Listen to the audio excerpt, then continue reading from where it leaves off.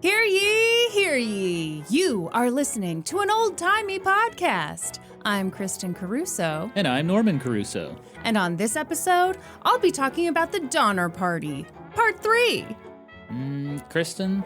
Yes? I kind of know this story, and I have a feeling this episode is where shit starts going bad. Yeah.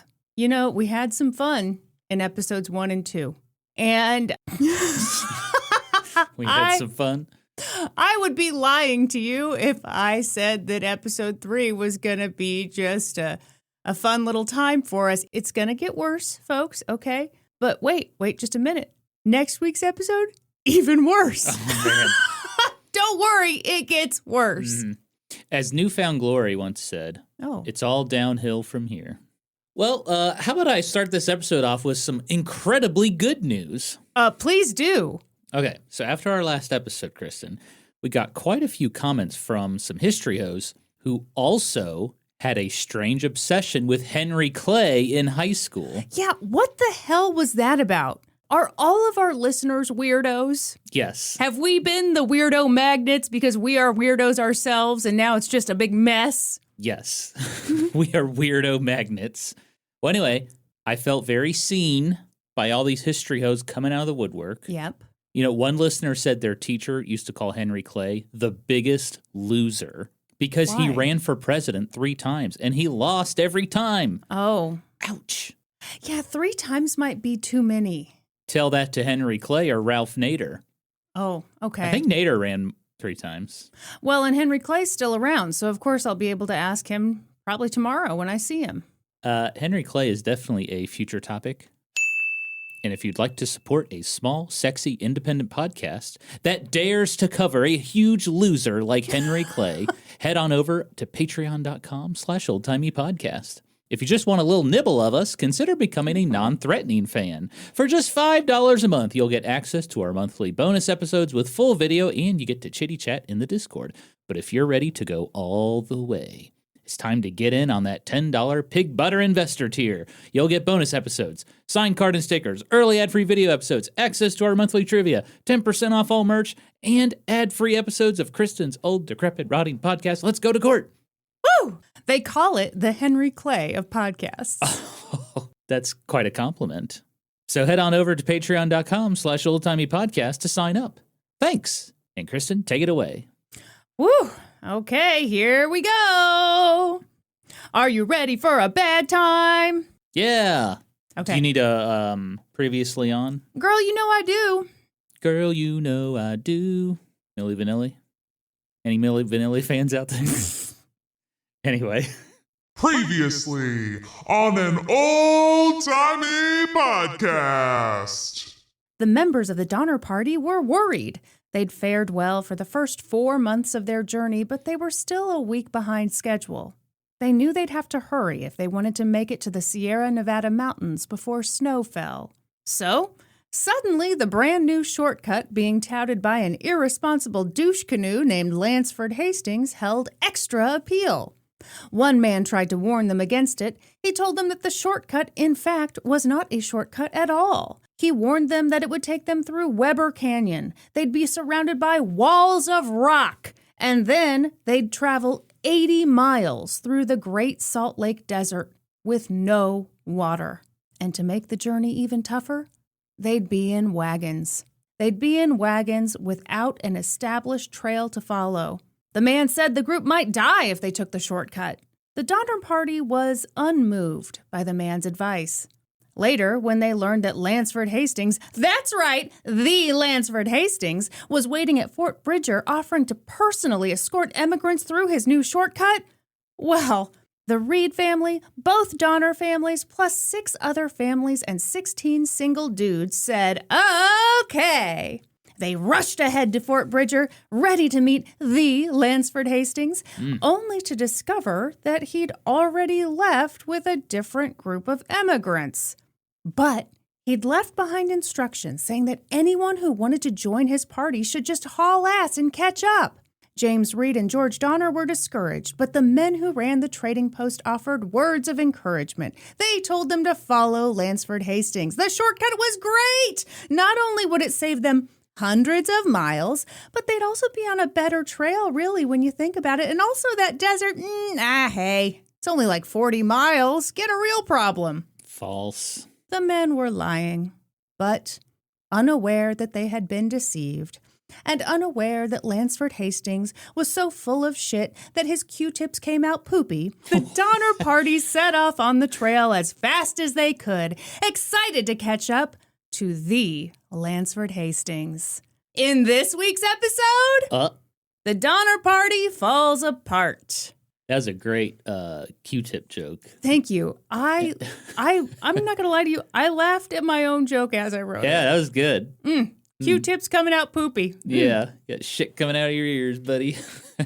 Woo-hoo! It was so exciting. The Donner Party was heading down the shortcut. Oh, wow. All those other suckers who stuck to the regular California trail were heading up to Idaho, of all places, where they would then dip into a bit of Utah, cross through Nevada, then hit California. Huh. What a bunch of dummies. Lansford Hastings' very own Hastings Cutoff would shave 200 miles, 300 miles. You know what? Let's call it 400 miles off the journey. Well, let's just call it 500. Sure, Actually, why not? 1,000 miles. By taking Hastings Cutoff, the Donner Party would show up in California like a month ahead of all their little friends who'd been too chicken shit to take the shortcut. Oh, man. Everybody was pumped.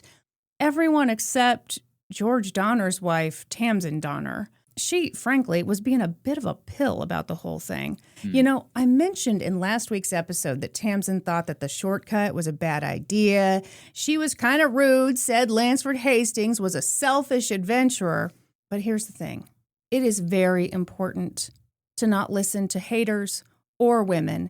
And Tamsin was both, so everyone just kept on trucking. And honestly, for about a week, they made decent progress through the mountains. The one hiccup, and it was a big hiccup, was that almost right away, 13-year-old Eddie Breen fell off his horse and broke his leg. And of course, everyone freaked out. Man, pretty common, huh? Falling off wagons and horses and... Yeah, I mean, also I feel like kids break stuff a lot. I mean, yeah, they do. They break other people's stuff and their own stuff. That's not what I mean bones usually. But you know, it's these days... You rarely die from a broken leg. That's true. Did you have a kid growing up in your school that broke their arm or leg in gym class? There was always one kid. I was so jealous of anyone on crutches. I wanted to be on crutches so bad. And I realize that's a shitty thing to say, but I'm just telling you what Kristin was jealous of in the 6th grade. Did you want the cast? So yeah, I wanted the sign cast, it? But I specifically wanted to be on crutches because then you got assigned a buddy to open your doors for you and you got all this attention. You wanted the attention. Definitely. Okay, gotcha. What did you want? Well, I didn't want to be in crutches or a cast. Yeah, me neither. That's a weird thing to want. Oh, that sucks that they broke their leg or arm. Yeah. And we're revealing a lot about our psychology. Anyway, so this kid breaks his leg. The boy's parents sent word to Fort Bridger that they needed a mountain man to come amputate the boy's leg. Arrgh. No, that's we not know all about Norman. These no, mountain men. You need to learn how to make mountain man sounds, not pirate sounds. What would a mountain man sound like then? I don't know. You're the one giving sound effects to us. Ugh. How about that? Yeah, probably. Ugh. But when that mountain man showed up, covered in tobacco juice and brandishing a meat saw, little Eddie Breen was like, no way! I listened to last week's episode of an old-timey podcast and I remember what happened to Enoch Garrison. Mm-hmm. That might not be a direct quote, but he did remember what happened to Enoch Garrison. And he was like, I do not want someone to amputate my leg. Yeah, no way. That's brutal.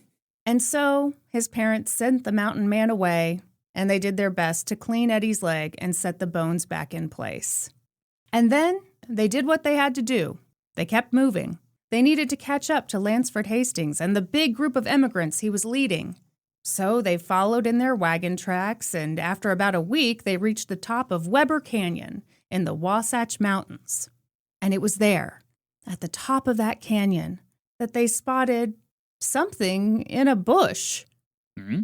It was a note. A note from the Lansford Hastings. He left a note in a bush? Where else was he going to leave it? I don't know, under a rock? I feel like it might blow away if it's just sitting in a bush. But you got to see it. The note was disconcerting. It told them not to go any further. It informed them that Weber Canyon was, you're not going to believe it, really tough to get through in a wagon. Oh. Turns out that the canyon was really steep and super narrow. Who knew? Evidently not the dude who had invented the shortcut and told everyone to come use it. Anyway. Well, wait a minute. He rode it on horseback in the beautiful month of May, and he said it was a great shortcut. Yeah, he's an idiot and a terrible man, and I hate him. Yeah, with a big-ass forehead. Yeah, that sucks. So they're already a week in. Yes. And someone's like, turn around. Not turn around yet. Not turn around. I'm just not don't even go finished. any further. Yeah, just stay put. I'm not finished with the note, Norm. You know what? You kind of interrupted the Lansford Hastings, so I'm going to ask you to sit and think about that for a minute. Yeah. Man, I'm going to have to be feeling a lot of shame for this. Yeah. Anyway, continue. The note included a new plan, and the new plan was essentially this. Stay right where you are. Except, one of you should hustle up ahead and come get me, and then that's right, the Lansford Hastings, will come back to your group and personally escort you all on a much better path. What? Don't worry. I totally know a great path. It's better than all the other paths, and I'm not pulling any of this out of my poop chute. Don't worry. I'm a great guy. Where are they going to go? They're in a canyon, right? They're at the top of the canyon Top of the canyon. Right? So where the hell are they going to go? Well, they don't know, but Lansford Hastings definitely knows, Norm, okay? He's definitely not making shit up as he goes. Oh, my God. It's at this point where you're like, just turn around. Yes. You lost a week. No big deal. Just turn around. Go back to the fort. You can resupply again. Yeah. And then go the normal route. This dude wants them to wait in the canyon. Norm, you're bringing up a great point already, which is... And of course, they don't know this. They're already panicked because they were already a week behind, which felt uncomfortable, which was the thing that kind of pushed them to do this shortcut. Now they've spent another week getting to the top of this canyon, and now they're being told, we're going to go a different way. They feel like they're in too deep. We know that they are not in too deep, but they feel it. Mm-hmm.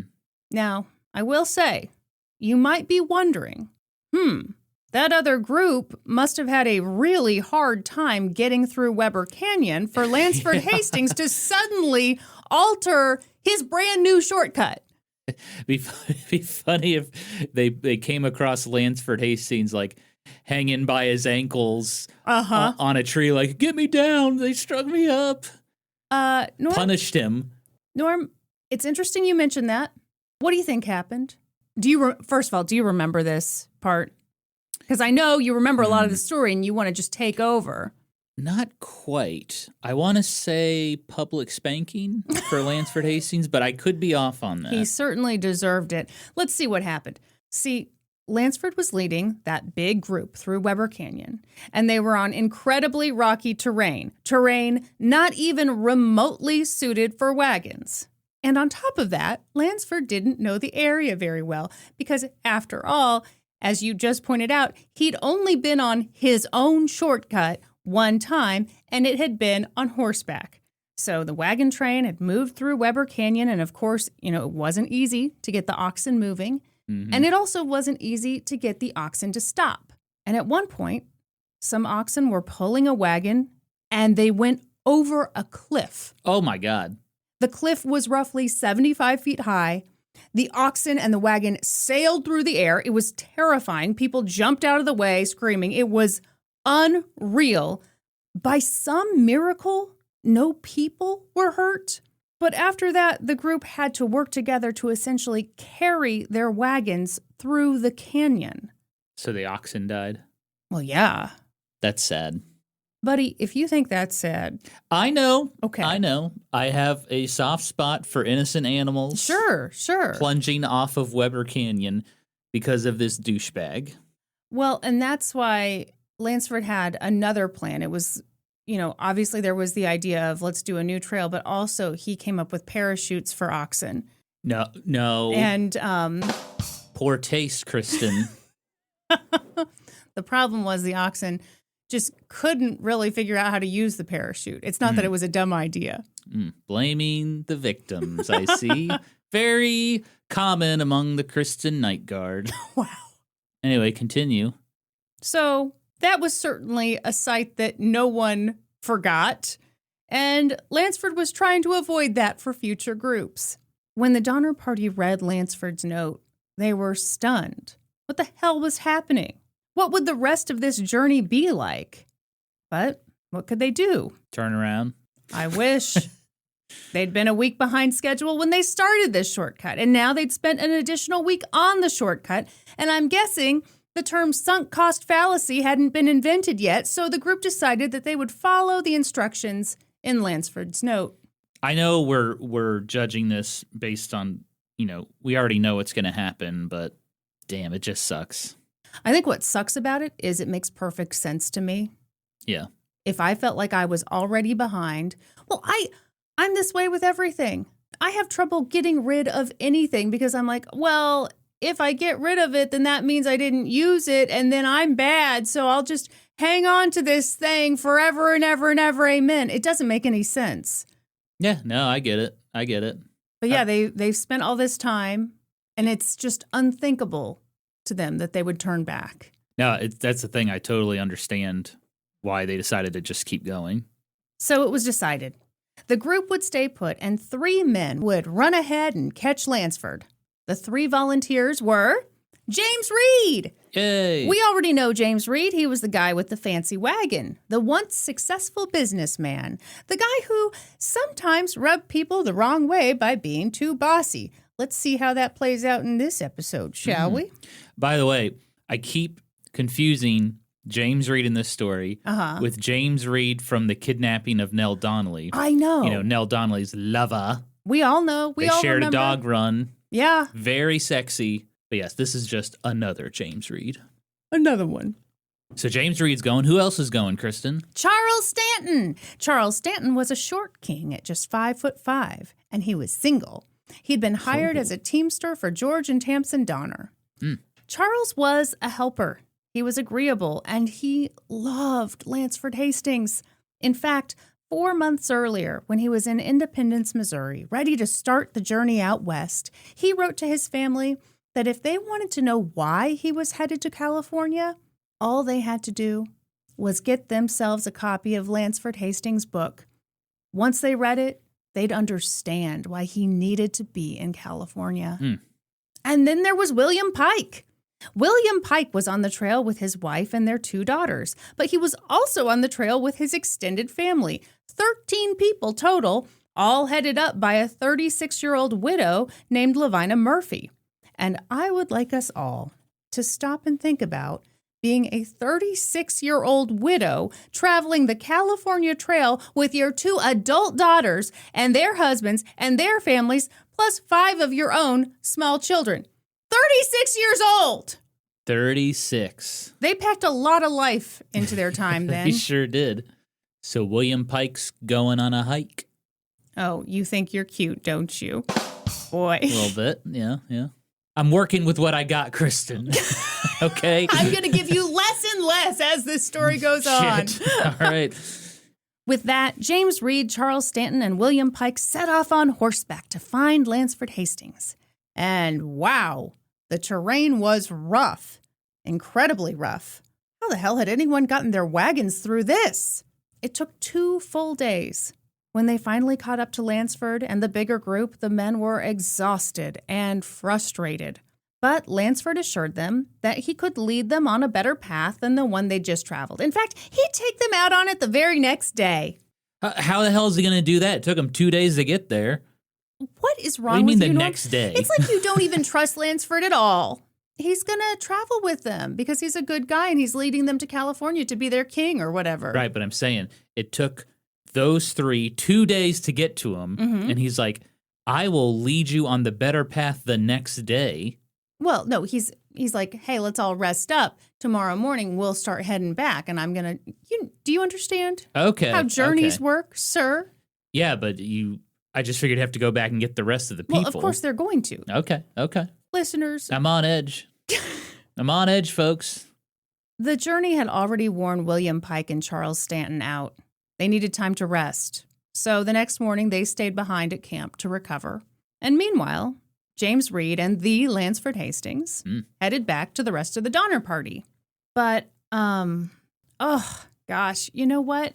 It was kind of a long journey. Okay, it was kind of long. And after about a day, Lansford turned to James and was like, hey, girl, yeah, I think right here is where I'm going to stop. What? Because I've been thinking, and, I promised that other group that I was going to lead them through the shortcut, and I'd kind of be a bad friend if I just didn't lead them, Like, you get it, right? You totally do. I can tell you do. So then he took James to the top of a mountain and was like, okay, here's the plan.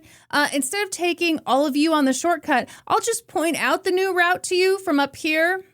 Kind of a teach a man to fish scenario. Sure. You get it. So you'll go this way here and this way there, and you can see how that'll be good, right? Okay, bye. Good luck.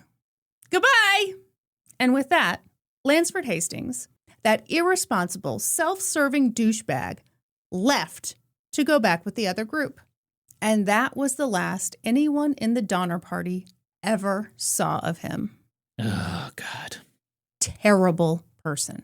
Why couldn't he just say in his note, the terrain up ahead is not suitable for wagons. Please turn around. Don't give this little promise of like, I'll show you a better route. Just say, I'm sorry, do not go this way. It's like you know nothing about this man, Norm. He's not going to admit, hey, I've steered you wrong. He's not going to say, hey, disregard what I've said. He's going to hope you make it out on the other side and everything turns out great for him. I know the kind of guy he is, but he's putting people's lives in danger. Absolutely. People. Yeah, but what about his dream? His dream of becoming the king of California. It's like you don't give a shit about that, Norm. I don't give a shit about it, actually. James Reed made it back to the rest of the group on August 10th. He'd been gone for nearly 5 days. So almost a week. Yeah. They've been waiting for this douche to catch up with them, and they could have almost been back to the fort by now and resupplied. Ugh. By that point, the group was tense. Where the hell was Lansford Hastings? What were they supposed to do now? James Reed filled them in, and the group debated their next move. Interestingly, it does not appear that they ever considered retracing their steps and just getting back on the regular California trail. They felt they were in too deep. They didn't have time to go back, and it seems that the only options they considered were either going through Weber Canyon or taking this new route that Lansford had pointed out to James Reed. Yeah, he's like when you stop for directions and the old man in the convenience store is like, well, you just go down this road and then you see a red barn. You turn right at the red barn. And then after you turn right, you go about, I'd say 4 paces, and then you take a left. Norm, I totally disagree with you. I think the old man in the gas station will give you very good directions because he's lived in the area his whole life and he has no reason to deceive you. Now, Lansford Hastings, that's like if you stop me and ask for directions. I'll try my best, but I'm not going to do a good job. She's like, well, what's the name of this road we're on? You're going to go to my favorite Taco Bell. And then you're going to turn left at the place that I think smells funny sometimes. And then I can't be more clear. Mm-hmm. James Reed advocated for the new route. He didn't sugarcoat it. He said, both of the routes look really hard, but Weber Canyon looks damn near impossible. Ultimately, the group agreed. They'd take the new route. So they pressed on. But wow, it was tough and slow. Nothing about the shortcut was easy. The oxen became overworked. So did the horses. So did the people. Speaking of people, whoa, where did they come from? Out of nowhere, a new family joined the Donner Party. It was the Graves family. Oh. A fitting last name if I've ever heard one. I'm going to save you with that one. Well, yeah, I'm sorry, but for real. Mm-hmm. The Graves family consisted of a husband and wife, their adult daughter and son-in-law, plus 8 young children and a teamster. 8 children? Yes. Man. It was the 1800s, they didn't have fun stuff to do, just sex. That was it. That's all we did in the 1800s. Just had sex. The Graves family had been huffing and puffing trying to catch up to the Donner Party, and they'd done it. Woo! Yay! The addition of the Graves family meant that the Donner Party was now complete. They were officially 87 people with a dream of going to California and a hope that Lansford Hastings shortcut would ease their journey. There was comfort in being part of a large group, but they didn't all get along. A man named Louis Kesselberg rubbed people the wrong way. He was traveling with his pregnant wife, Elizabeth, and the couple's young daughter, and rumor had it that he could be cruel to Elizabeth. It made people uncomfortable, and it seems that at some point James Reed had talked to him and tried to intervene, and Louis Kesselberg didn't appreciate that one bit. Then there were people like Jacob and Doris Wolfinger. The rumor was that they were super rich. Ooh. Doris wore a lot of jewelry and she had really nice clothes, and boy, did that stand out on the trail, and not always in a good way. That always reminds me of some of those Westerns where, it's a bunch of hard-nosed folks going out west, but there's like a rich English aristocratic woman in fancy clothes like, oh, heavens, oh my. Yeah. Is that what it was like? It might have been. I mean, there was certainly a difference, and people did treat them differently. And yeah, I mean, that's kind of the funny thing about these trails was you had a real mix of people on them. Yeah, can I just say that Louis Kesselberg had a pregnant wife? Imagine being pregnant while on this trail. No, thank you. I'd prefer not to. I'd prefer to not be on the trail at all. Okay, that's fair. Great. Fair enough. And of course, there were the single dudes. One such single dude was Luke Holleran. Luke was 25. Luke Holleran? Yeah. Let me holler at you like Holleran? Yeah. I mean, that's not how you spell it, but you're pronouncing Perfect it for just a fine. single dude. Yeah. I'm Luke Holleran. He'd had a business in St. Joseph, Missouri, but he'd left it because he had tuberculosis, and he believed that the California air might cure him. He'd been traveling with a family, but when Luke got so sick that he couldn't ride a horse, the family kicked him out of their wagon. Oh. This happened to people on the trail, and I don't understand it. I think it would be so horrible. Yeah. But Tamsen and George Donner had taken that very ill young man into their wagon before they'd started the shortcut. It was an incredible act of charity.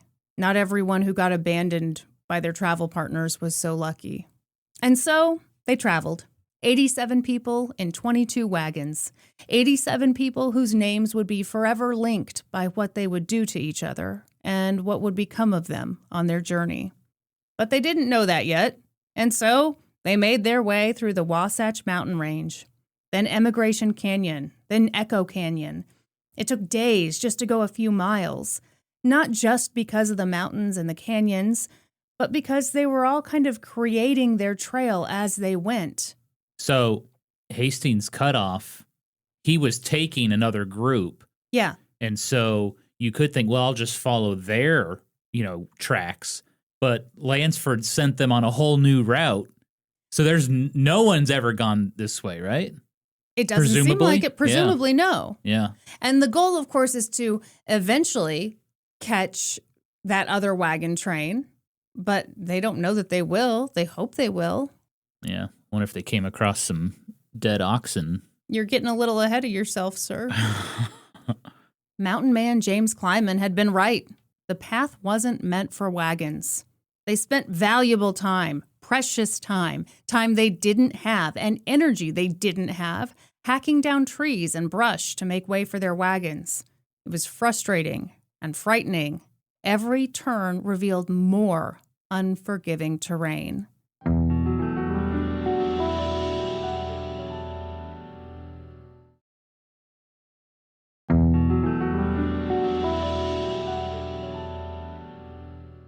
By the time they reached the Great Salt Lake, the Donner Party was despondent. The portion of the journey that they'd just completed, it was supposed to have taken them 1 week. Instead, it had taken them an entire month. And it's only going to get harder. Anger set in. They hated Lansford Hastings. And whether it was fair or not, some people in the group began to quietly resent James Reed, too. He was the one who'd met Lansford Hastings. He was the one who'd kept them going. This was his fault, too. Fair enough. I think I'd be pissed, too. I'd be pissed, too. Yep. And he was the one that was like, yeah, let's go this route. Let's do it. I mean, obviously, we'll get more into this, but I think in a situation like this, you'd have so much self-hatred for putting yourself in this situation. And I think it'd be really hard to deal with. And I think sometimes it's easier to blame somebody else than to just sit with all that. Mm-hmm. Because I don't think it's entirely fair to blame James Reed. No, not completely. But a little. A little bit, yeah. Yeah. So it was in that environment, with everyone so frustrated and looking for someone to blame, that they experienced their first death.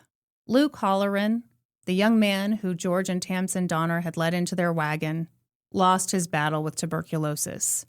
Tamsin had cradled his head in her lap as he died. This young man she barely knew. They made him a coffin and buried him on the trail.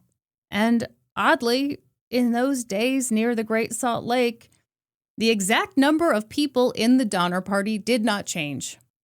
Because around that same time, Elizabeth Kesselberg, the woman whose husband abused her, delivered a healthy baby boy. A baby. Yeah. Yeah. And a healthy baby boy. Yeah. It was kind of a miracle. And soon they had another miracle. They spotted the wagon tracks that had been left behind by Lansford Hastings' party. Oh. And so, yeah, they were running behind and exhausted and frustrated, but at least they knew they were on the right track. At least they had a path to follow. Sure. And then they arrived at Hope Springs. Oh, my God, it was just beautiful. It had plenty of grass and fresh water. And oh, my, what another note. Hey, guys. Or at least it had been a note at one point in time. It was really a scrap of a note. It looked like it had been picked apart by crows. Did he leave it in a bush? Well, yeah, he left it in a bush. Yeah, so some animal came and chewed it all up. That's why you put it under a rock. How are they going to find it, Norm? Well, you'll see it. I mean, you leave a little flap, you know. Yeah, but the crows are going to get the flap. No, crows don't hang out by rocks. They hang out in bushes. Everyone knows that. Anyhow, the group went around frantically trying to find every tiny scrap of paper they could find. They took each piece back to Tamsin Donner, the former school teacher, and she sat down and puzzled it together piece by piece. When she finished, the group beheld the note, which had been left behind by Lansford Hastings. It read, 2 days, 2 nights, hard driving, across desert, reach water. It was like a punch to the gut. Previously, Lansford Hastings had told them that this desert would be easy. He'd said it would take 1 day of easy driving. 1 day to go 40 miles? He's so full of shit. And it's not even 40 miles. It's actually 80 miles. Right. He told people whatever he needed to tell them to get them on this path. Mm-hmm. And then he abandoned them. People were angry. Once again, they'd been misled. But they got to work. They filled every receptacle they could with water. Anything that could be filled got filled. They loaded their wagons with grass for their livestock. They did everything they could to prepare themselves for those 2 days and 2 nights of hard driving. They think it's going to be 2 days. On August 30th, they got started. But wow, traversing that desert was unlike anything they'd ever experienced. The high heat caused moisture to rise to the surface of the terrain, and it turned everything into a thick sludge. Their wagons sank 2 feet deep. Their oxen pulled and strained, barely moving. A day passed. A night passed. A day passed. A night passed. The days were boiling hot, and the nights were freezing cold. They ran low on water. They ran low on grass for their livestock. But they'd done what Lansford had said. They'd traveled hard for 2 days, and according to his note, they should be near the end. They should be near water. Except they weren't. He'd been dead wrong to say that they could make the journey in 2 days. And those assholes at Fort Bridger had been dead wrong to tell them that their trek across the desert would be 40 miles, which meant that they didn't have the water that they needed. And it was hot. So hot. People saw mirages. They saw water, and they didn't. They saw Lansford Hastings and other members of that bigger group up ahead, and then they didn't. It was quiet. So quiet.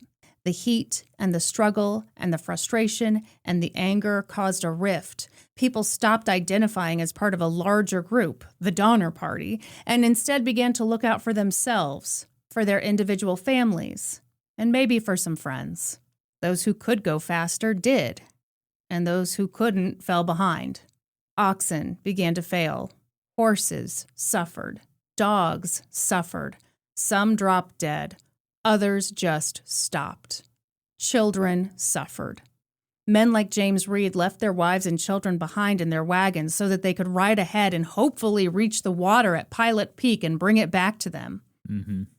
And James Reed did that. He rode ahead, he got the water, he brought it back to his family and his teamsters.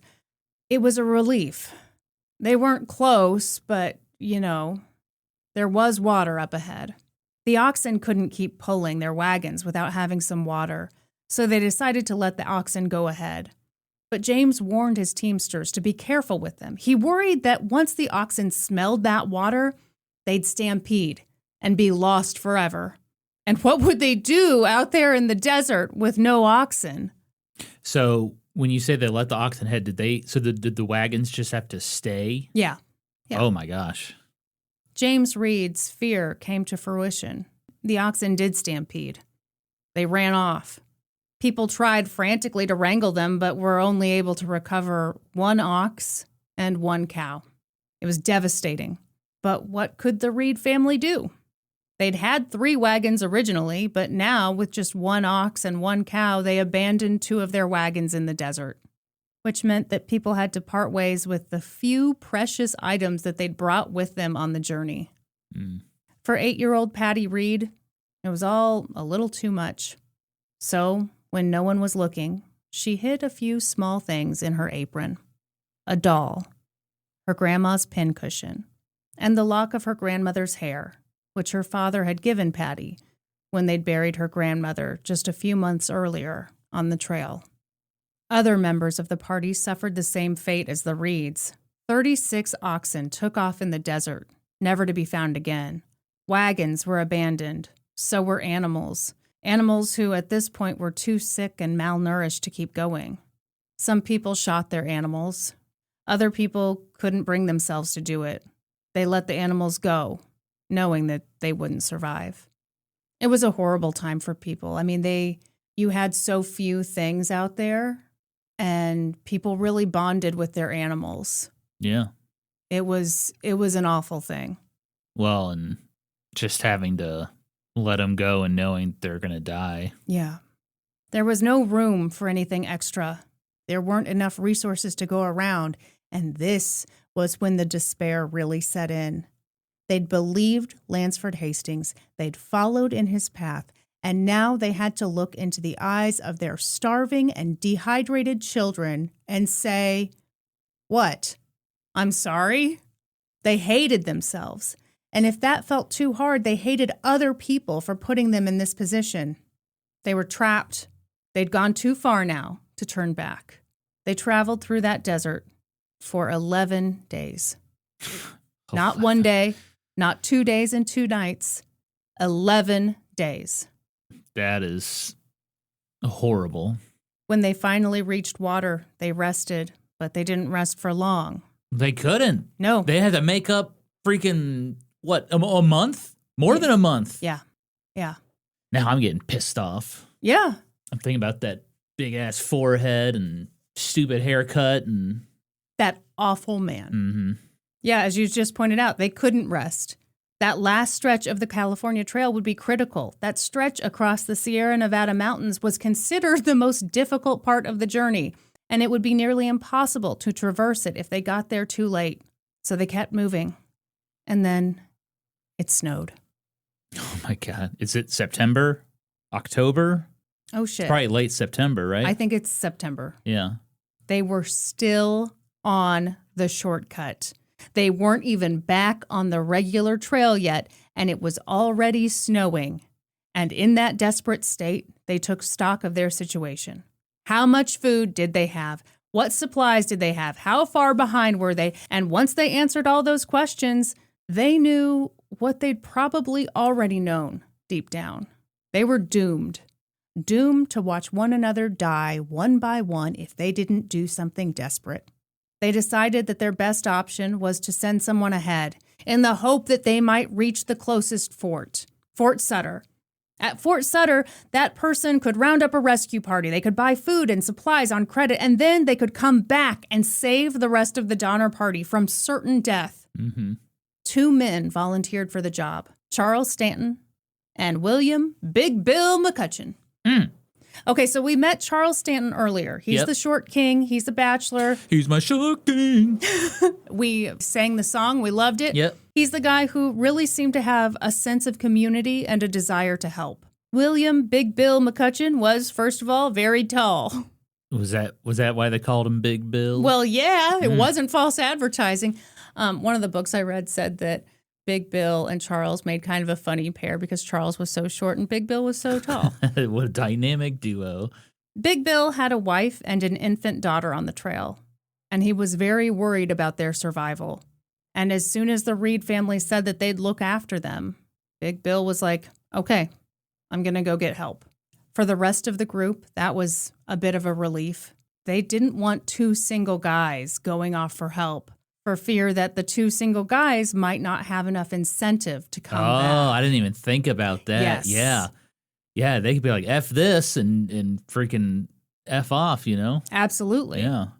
So Charles Stanton and Big Bill McCutcheon took off ahead, leaving the rest of the group to hopefully survive. I wonder how much farther ahead the other people are that did not take the shortcut.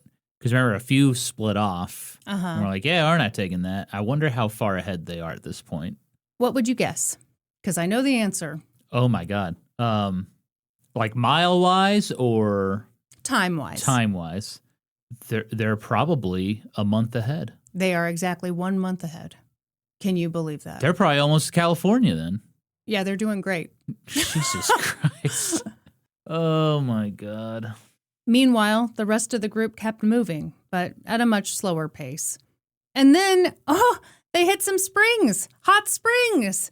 They were able to hunt. They were able to eat, really eat. And on September 26th, they reached the Humboldt River, which meant that their shortcut was over. So they're back on the regular trail again. Yeah, I wrote in here that it was bittersweet, but I don't even know that there was any sweetness to it. I mean, obviously, it was good to be back on the California trail, but they were rejoining that trail way too late in the season, and they knew it. Yeah. You talk about the scenic route. Holy shit. Yeah. That shortcut that was supposed to save them 300 miles, it had added 125 miles to their journey. That shortcut that was supposed to put them a whole month ahead of schedule had put them behind schedule by 68 days. Oh, my God. By that point, people were beyond angry, beyond frustrated. The group had been tense and divided from almost the beginning. But it hit a new level on October 5th. That day, a man named John Snyder was driving one of the Graves family's wagons up a steep hill. The oxen struggled to pull the wagon. Folks yelled to John that he needed to hitch his wagon to another wagon. You know, it would take time and more effort. But he didn't want to hear it. He got frustrated, he got angry, and he took it out on the oxen. He took the butt of his bullwhip and he beat the oxen with it. He beat them relentlessly and mercilessly. And just then, James Reed came over on his horse and he shouted for John to stop. He said, "You need those oxen. Whoa, you need them. You need them. What are you thinking?" Yeah. It's hard to say exactly what happened next. But here's what happened according to 12-year-old Virginia Reed. John Snyder was cursing. He was going nuts. And James Reed tried to calm him down. James said, "We can settle this, John, when we get up the hill." And John said, "No, we'll settle it now." And John jumped up and hit James Reed with the whip. He hit him again. Blood streamed from James's head. John Snyder raised up to hit James again, but Margaret Reed, James's wife, ran up. She tried to stop him. When James looked up and saw that his wife was in the line of John's whip, he said, "John! John!" But John kept going. He hit Margaret Reed. Oh, shit. And in an instant, James Reed pulled a knife. He stabbed John Snyder in the chest. Afterward, James Reed stumbled around, bloodied and in shock. Margaret Reed was bloody too, and John Snyder died. What had just happened? It had all happened so fast. Was that a murder? Was that self-defense? People had trouble agreeing on what happened. At that point, the party was pretty divided. Literally, the Donner families, for example, were further up ahead on the trail. They had no idea that any of this had happened. But the group that was together decided that they needed to make some decisions. A man had been killed. They couldn't just let that happen. Did he have a family, John Snyder? No, I don't believe so. Okay. He was a teamster for the Graves family. Oh, that's right. Okay. Louis Kesselberg, the man who many people felt was cruel to his wife, and the man who didn't like James Reed because James Reed had intervened. Oh, boy. Said that they should hang James Reed. Louis even offered his own wagon as the ideal place to conduct the hanging. I bet he was freaking front and center being like, "Yep, I told you this guy was bad." Yeah. Other people agreed. James Reed had killed a man. He deserved to be killed too. An eye for an eye. I don't know about that, but did no one else see that Margaret Reed was bleeding too and James Reed was bleeding? It's a tough thing, self-defense, because, and I agree this is self-defense. In my opinion, this is self-defense because too many blows from a whip like that, I'm sure, could kill you. And Well, you do have a right to stop someone from doing that. Yeah, well, and he's beating the oxen too. Right. James Reed is saving those innocent oxen. Other people argued that this needed to be handled the proper way. What do you think the proper way is, Norm? A trial. Yeah, so... But there's no time for a trial. Well, now, hang on. Their idea was we all take some eyewitness statements. Then when we get to California, James Reed can go on trial in California. The court will determine his punishment.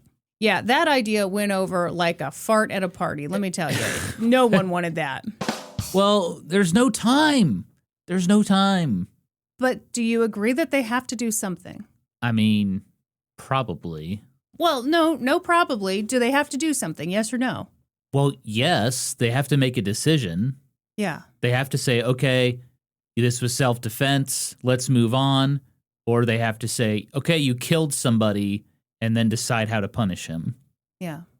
The group argued and argued until finally they reached a compromise.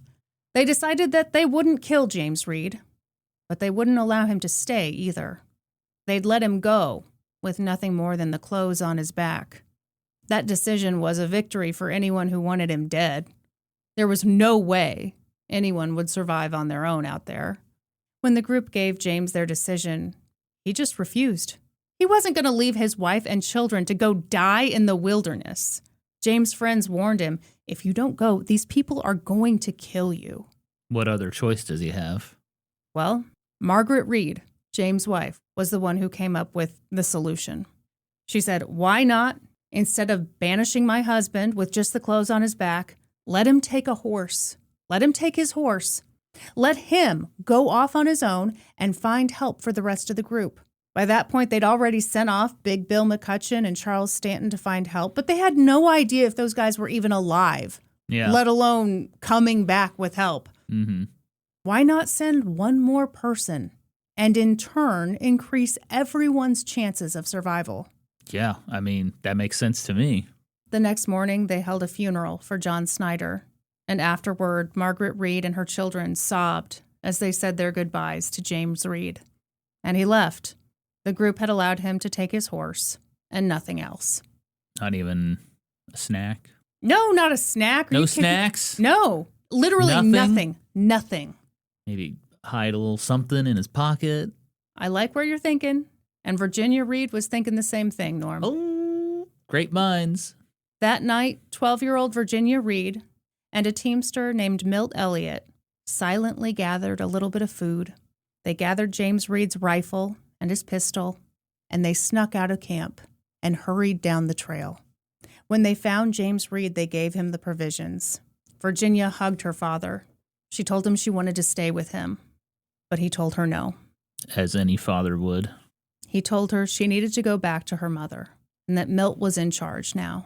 Mm-hmm. Virginia cried the entire walk back to camp. The next day, they kept going and kept going and kept going. And along the way, Margaret Reed and her children searched for signs of James. Sometimes they found letters from him tucked into bushes. I'm sorry, Norm, I know you prefer a rock. It just seems like that's not the way it was done. Just place it under a rock. Come on, people. Sometimes they found a handful of feathers, proof that he was eating. They found little fire pits, proof of life, until eventually they found nothing, and nothing, and nothing. So they presumed he may have died? Sure. So this is where we get into personal opinion territory. Oh, I'm ready. My personal opinion is that John Snyder's death and the decision to banish James Reed ushered in a new era for the Donner Party. As a group, they had been fractured, but now I would say they are broken. There are no rules now. Leaderless? I mean, I would say they had been leaderless for some time because the Donner brothers were way too far ahead of everybody else. Mm-hmm. And when your wagon train gets so literally divided, I imagine it's pretty hard to keep a sense of community. Absolutely. Yeah, because you don't really feel like people are going to help you if something happens to you, especially if you're in the back of the wagon train. Well, and the other thing they're fighting against is urgency. Yeah. Everyone's getting desperate now. They know they're in the shit. Yeah. And so it's like every man for himself. I think that's the hard thing about this is you read about it or you hear about it and you want to believe, well, I'd be one of the good ones. I'd do this, that, and the other thing. But I'm thinking, especially if I had a family out there, no, if I can go faster, I'm going faster. Yeah.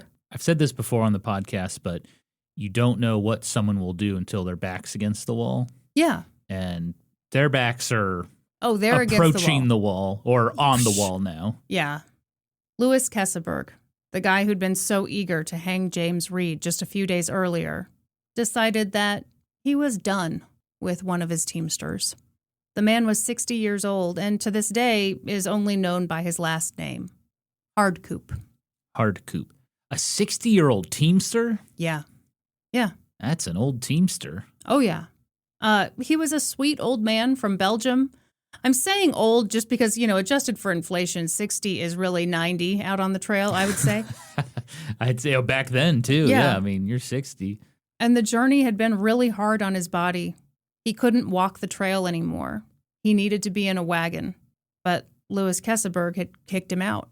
Hardcoop went to William Eddy and asked him, hey, could I get in your wagon? And William Eddy told him no, not right now. At the moment, the wagons were in loose sand, and if they stopped the wagons, they might not get going again. Ah, yeah. Momentum. So William Eddy told Hardcoop, I'll let you in as soon as we get stopped, but I just can't stop right now. And Hardcoop said, okay. And Hardcoop, by all accounts, did his best to keep up. But the terrain didn't change, and the wagon train kept going, and Hardcoop didn't have shoes anymore. At some point, his feet split open. Oof. That evening, when they were finally able to stop the wagons, the group set up a signal fire, hoping that he'd see it and catch up. But he didn't show up. Night fell, and still he didn't show. The morning came, and still he didn't show. It was time to get going. And that's when the argument started. 3 people, Margaret Reed, William Eddy, and Milt Elliott, went to Louis Kesselberg and told him what he needed to do. He needed to go back and find Hardcoop. They couldn't just leave him out there to die.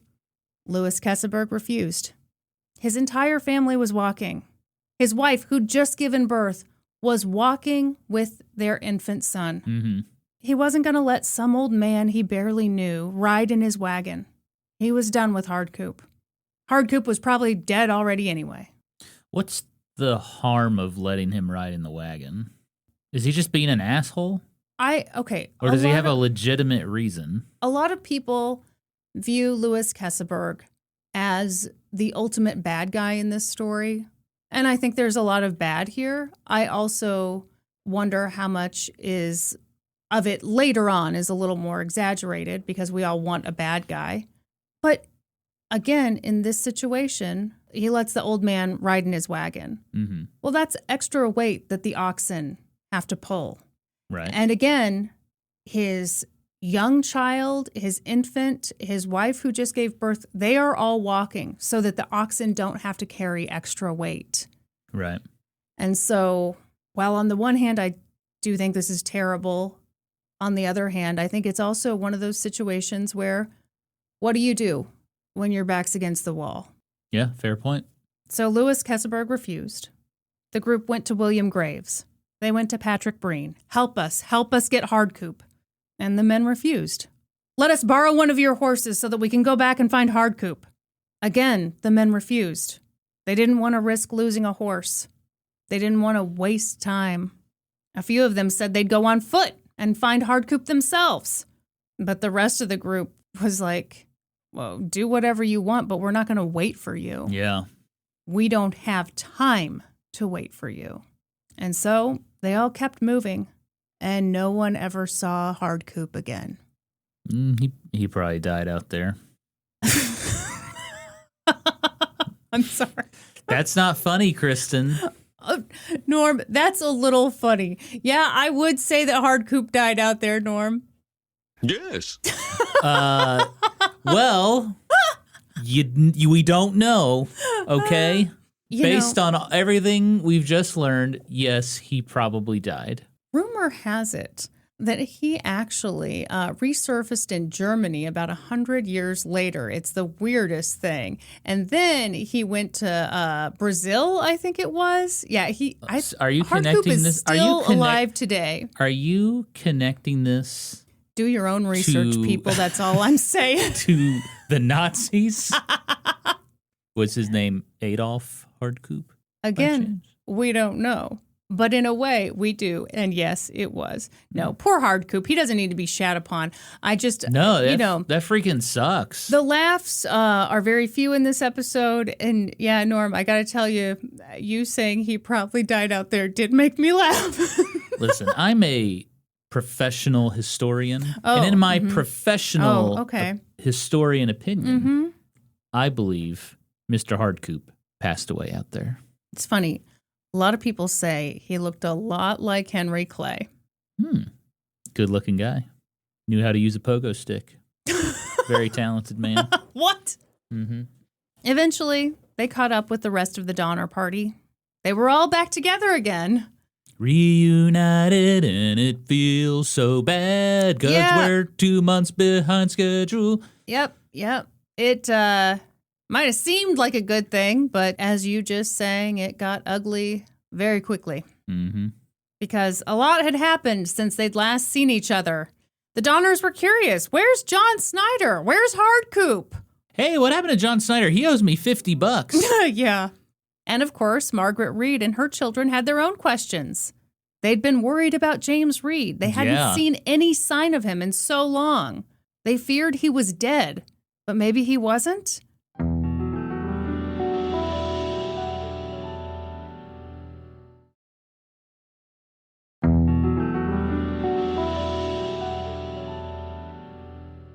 The Donners informed everyone that they'd seen James Reed.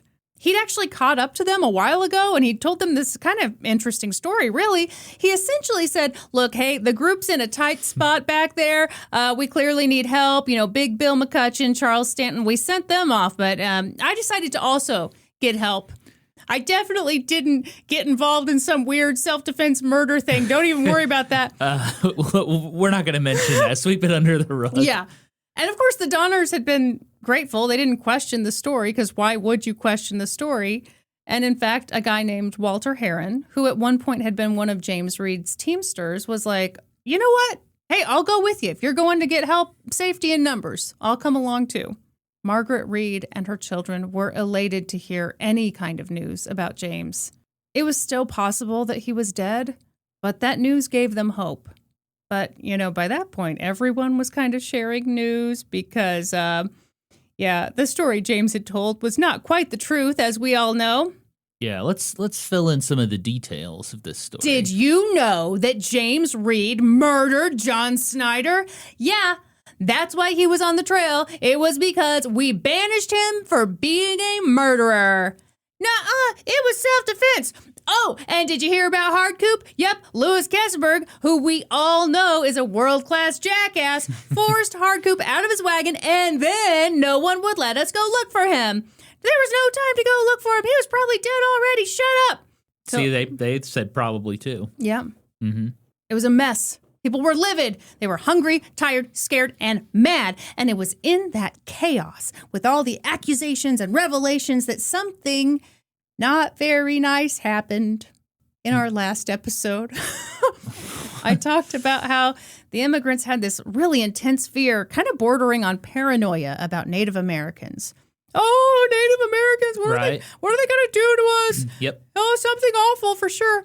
But for the vast majority of their journey out west, their encounters with Native Americans had been super uneventful. They traded stuff. They stared at each other. Yep. End of story. That was it. Native Americans probably saw wagon trains and looked at them out of curiosity, like, what are they doing? and the people in the wagon trains looked at Native Americans with curiosity. Yeah, and that's usually what happened. And yeah, trading happened a lot too. And hey, Native Americans could make good money and get valuable things by being guides on the trail. Right. So yeah, like I said, first 4 or 5 months of the journey, nothing really to report. They were terrified of running into Native Americans, but nothing really happened. And at this point in the journey, things did take a turn, because in the midst of all that fighting about James Reed and Hardcoop and John Snyder, a group of Native Americans snuck into camp, and they stole every last ding-dong one of the Graves family's horses. Yeah, horse stealing. Yeah, very common. It was not nice. No. The Donner Party was already screwed, and now they were super screwed. And if they'd all been working as one, if they'd all been thinking about what was best for the group as a whole, they might all have been devastated by the loss of those horses. But that was not the case. When those horses went missing, a few members of the group quietly smirked. Smirked? Yeah. Like, serves you right. Because weren't those horses the ones that couldn't possibly be loaned out for anyone to go save Hardcoop? Oh, yeah. Oh, those precious horses. Oh, not even one of them could be borrowed for like 5 minutes to go save a sweet old man. And now, look, every last one of them is gone. Gone. Ha, ha, ha. So sad for you. The Schadenfreude. I mean, honestly, I wouldn't be above it. I would be such an asshole about this. If I had wanted to, borrow a horse to save somebody and they said no, and then all their horses went missing, I'm sorry. I honestly, here was my honest thought when I read about that. I thought I would do more than smirk. I would say one sentence too many. And then I would be murdered on the trail. Yep. You would say something super sarcastic. And then someone would plunge a knife into your chest. And everyone would be like, that was self-defense. No one saw anything. Nope. We saw a mouthy woman being very mean, and she had to be stopped. The next day, Native Americans shot poisoned arrows at the group's livestock. And just like that, 18 cows were either dead or gone. So where are they right now? Like, what territory are they in? Like, what Native Americans are they dealing with? Paiute Native Americans. Okay. So, okay, it's interesting you asked that. So, like, Utah, probably. I would have to look at a map. But it's interesting you bring that up, because one of the things that I've read about here is that, these folks had this intense fear of Native Americans, And a lot of it was based on racist bullshit because obviously, I mean, I feel like I don't need to say this, but I'll go ahead and say it.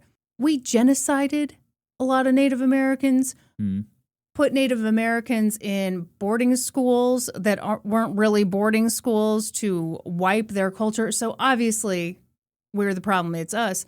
But one of the things that's interesting is people were so afraid of Native Americans and also so ignorant.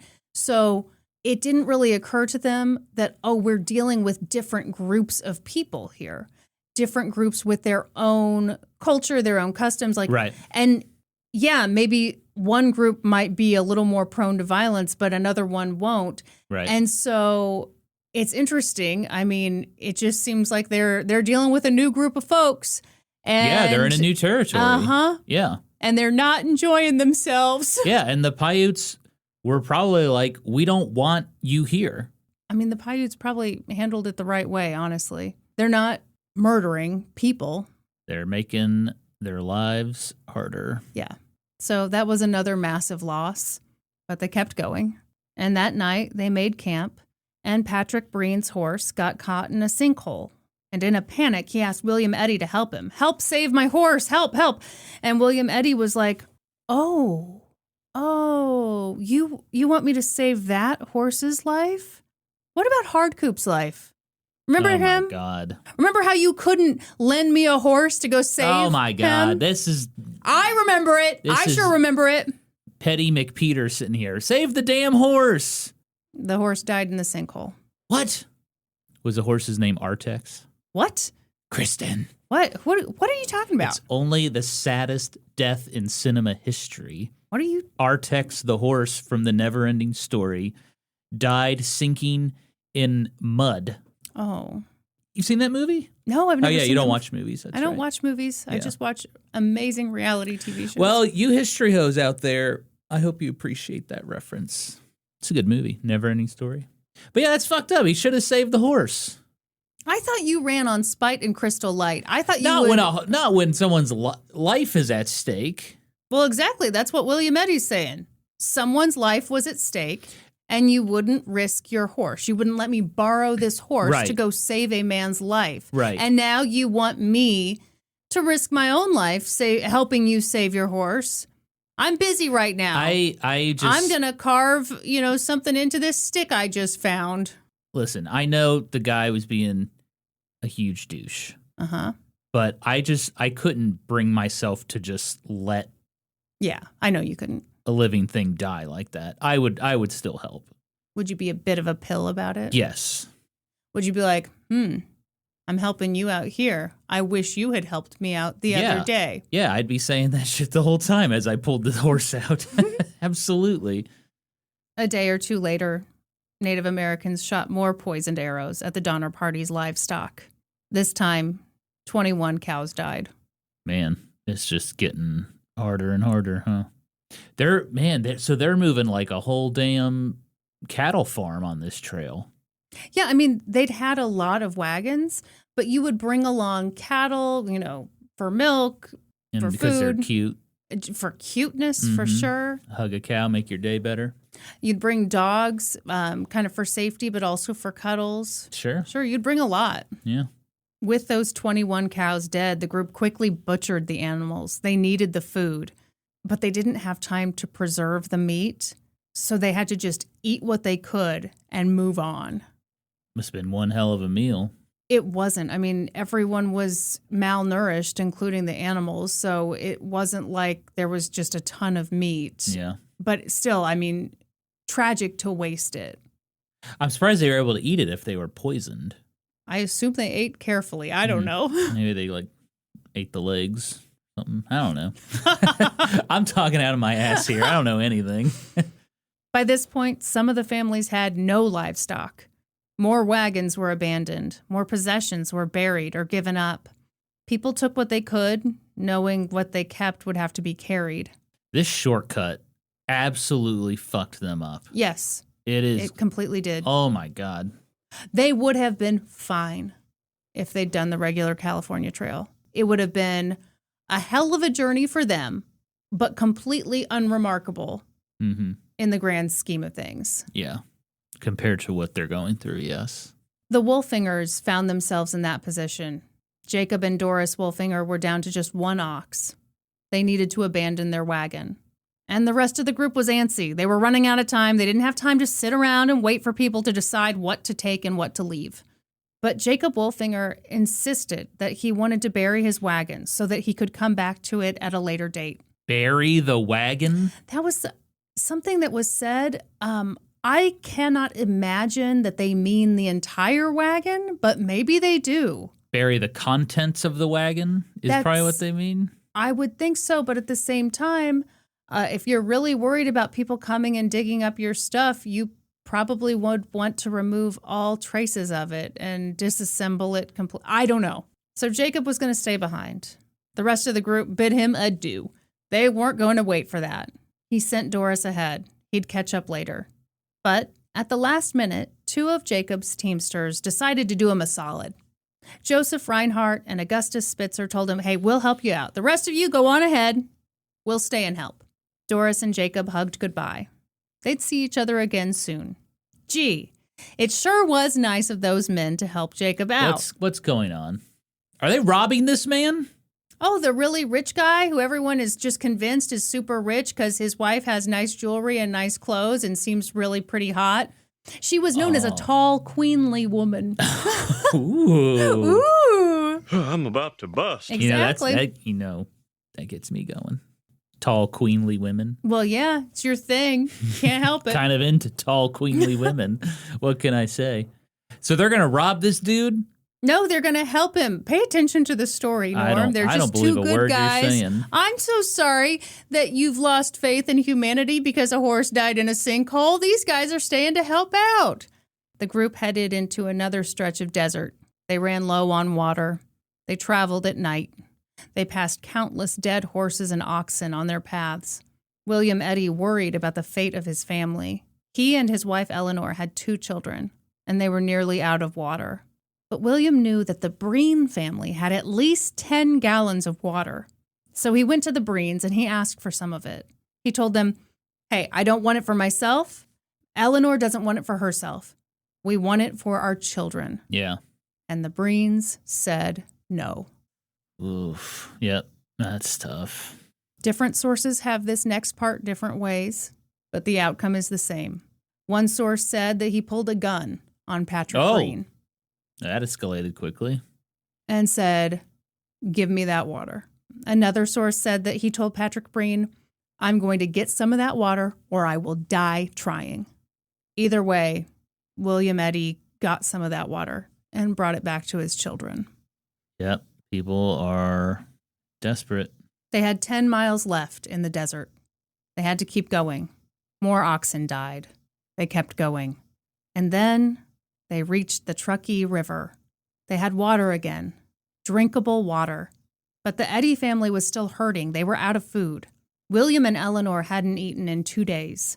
They'd given their children everything they had. And now they were down to lumps of sugar.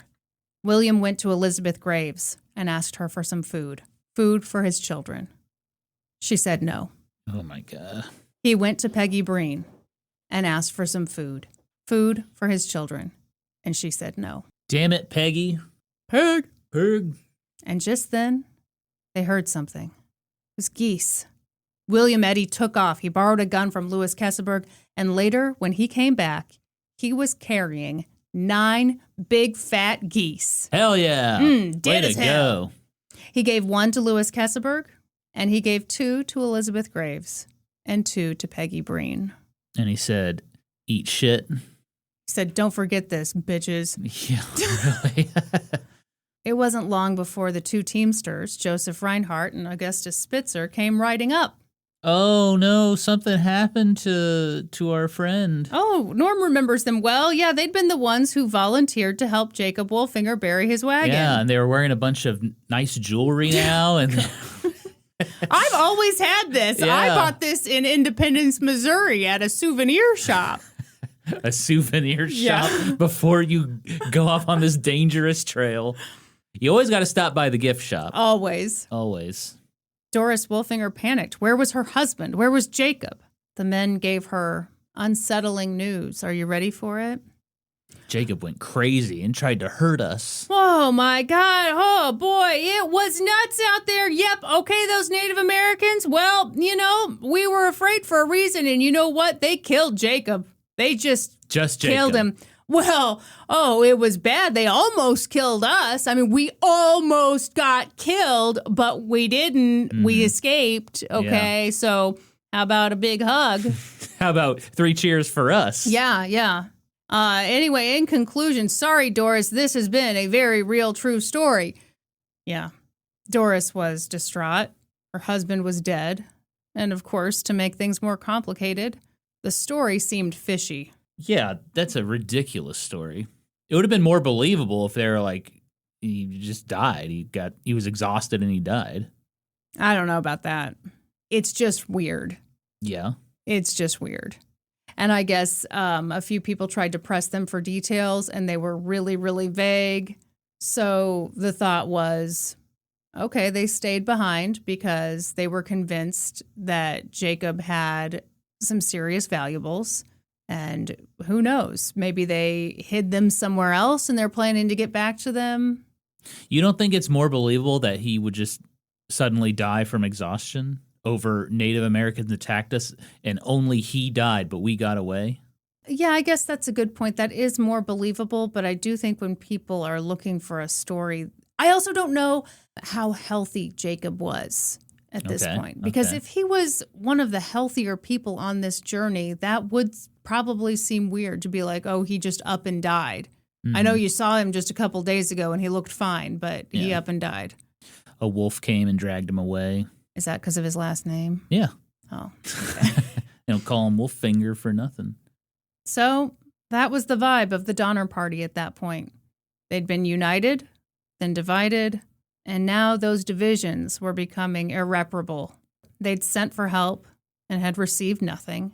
And now, the most challenging portion of the journey lay ahead of them. They were about to enter the Sierra Nevada mountains, and the mountains were already covered in snow.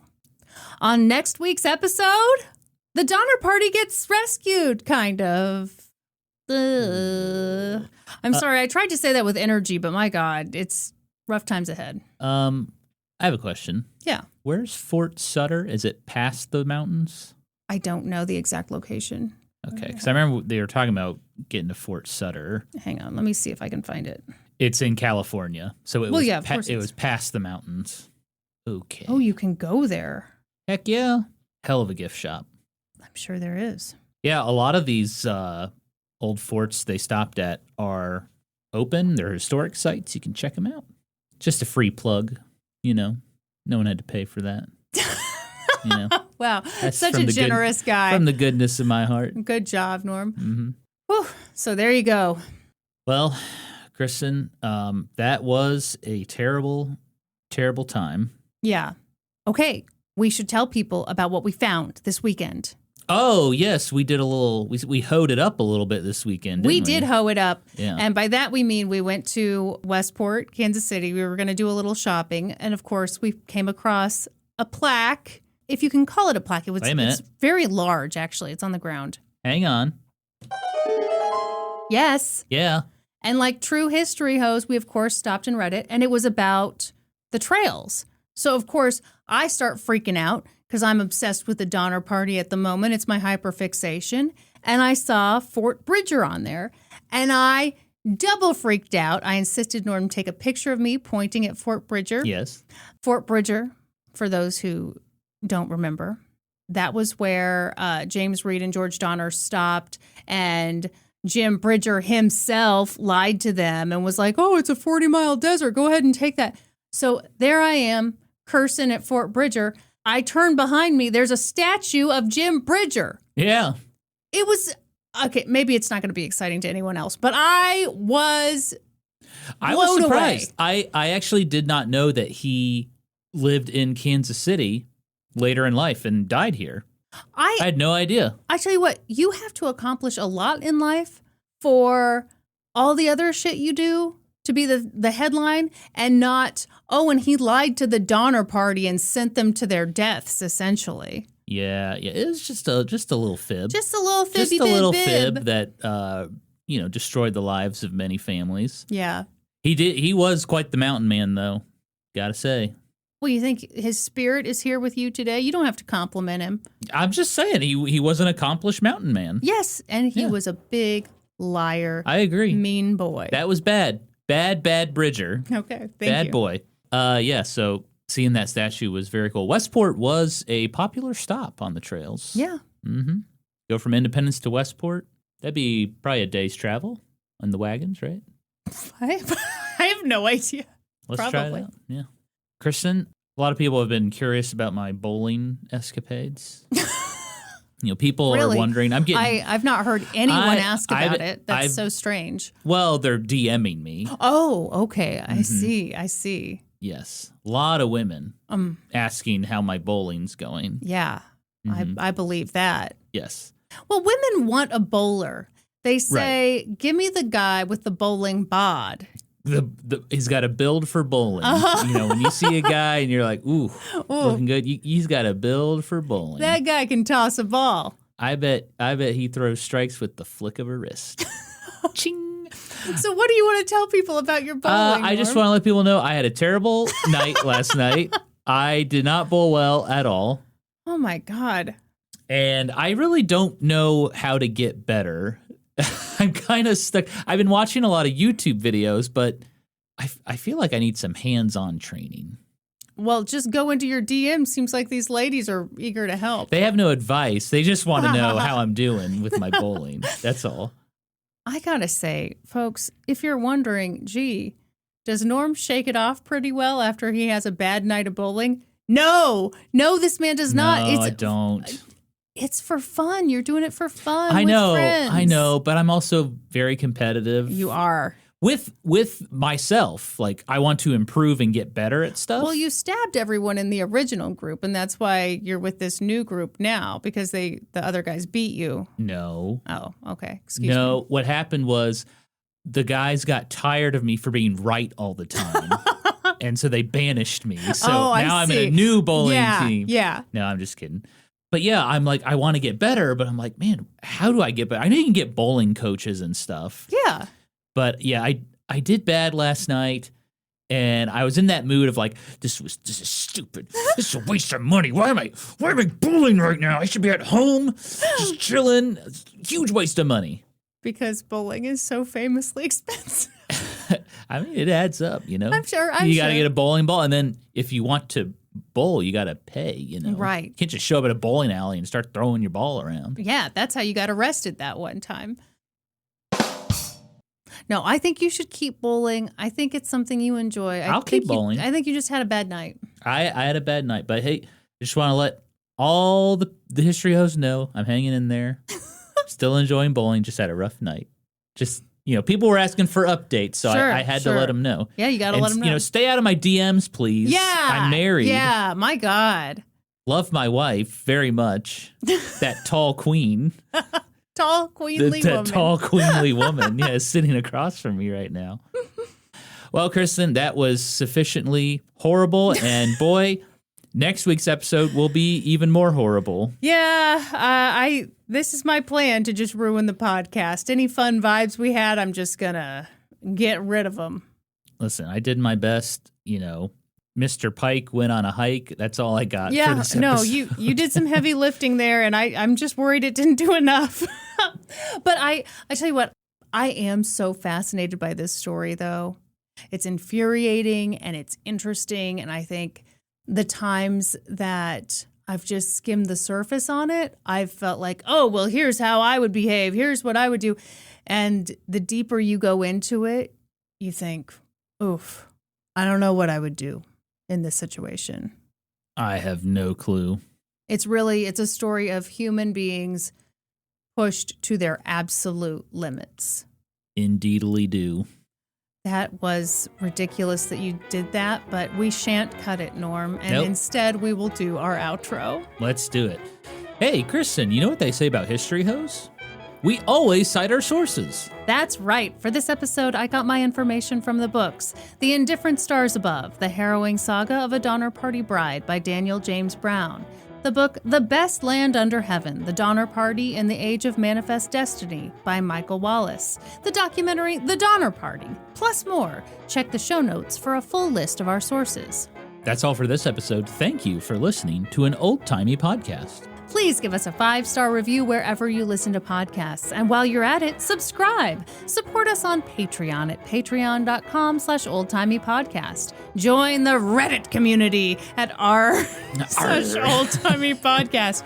Follow us on Facebook and YouTube and Instagram at Old Timey Podcast. You can also follow us individually on Instagram. I'm at Kristin Pitts Caruso and he's at Gaming Historian.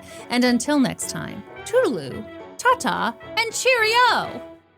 Goodbye! Bye! See ya!